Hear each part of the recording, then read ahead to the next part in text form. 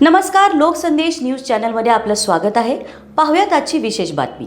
आज दिनांक 30/1/2026 रोजी महात्मा गांधी बापू यांच्या पुण्यतिथीनिमित्त सकाळी 10:15 स्टेशन चौक येथे महात्मा गांधी पुतळ्यास माननीय राजेशजी दादा नाईक आणि मौलाली वंटमोरे यांच्या हस्ते पुष्पहार घालून अभिवादन केले.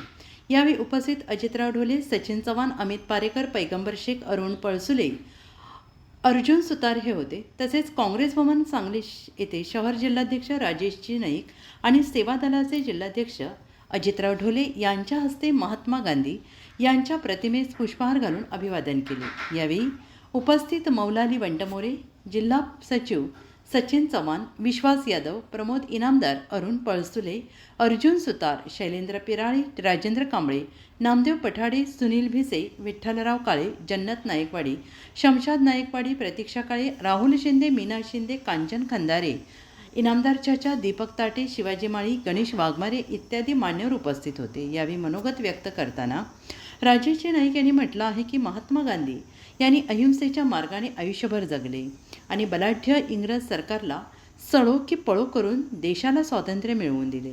आज परत जगाला शांतीपूर्ण जगण्यासाठी अहिंसा मार्गाने जन आंदोलन उभारून परत काँग्रेसची सत्ता आणणे हीच त्यांना खरी श्रद्धांजली ठरेल.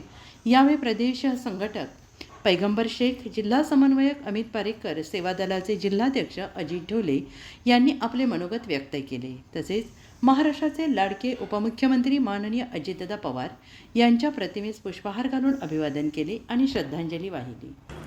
अशाच विशेष घडामोडींसाठी आमच्या यूट्यूब चॅनलला सबस्क्राईब करा, फेसबुक पेजला लाईक करा आणि इन्स्टाला फॉलो करा.